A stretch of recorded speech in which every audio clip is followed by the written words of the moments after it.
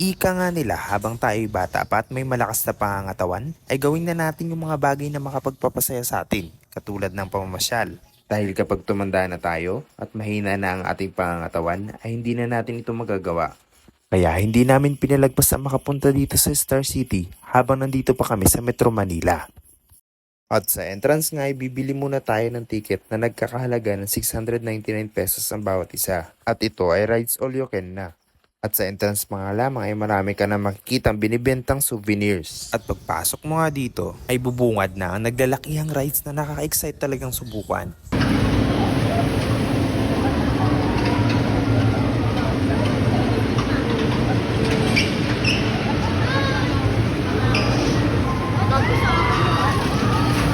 At ilan pa nga lamang yan sa mga rides and attractions na makikita mo dito.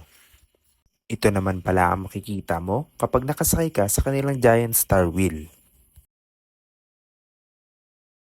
Napakadami talagang magagandang rides dito, katulad nitong Lowly Swing, Star Frisbee,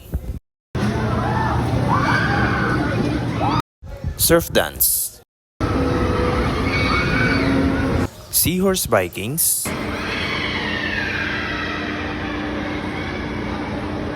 Bumper Cars, Super Telecombat, Kids Playland. Ito naman ang Snow World Manila, Egyptian Spinning Coaster,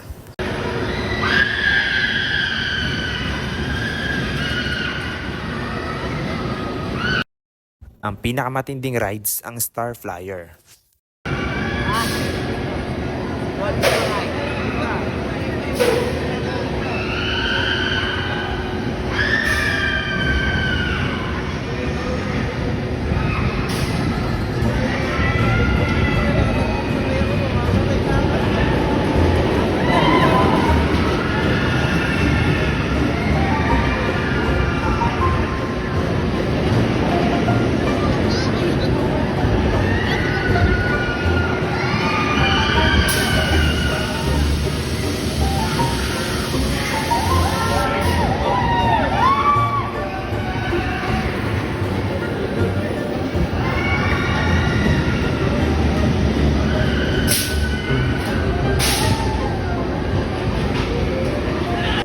Ang pinakabago nilang atraksyon, ang Dinosaur Alive.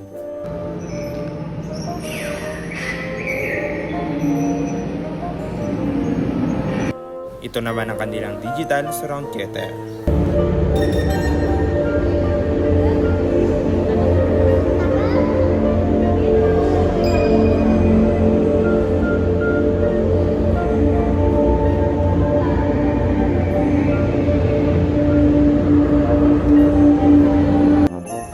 Napakarami talaga ditong attractions na siguradong mag-i-enjoy ka pati ng pamilya mo.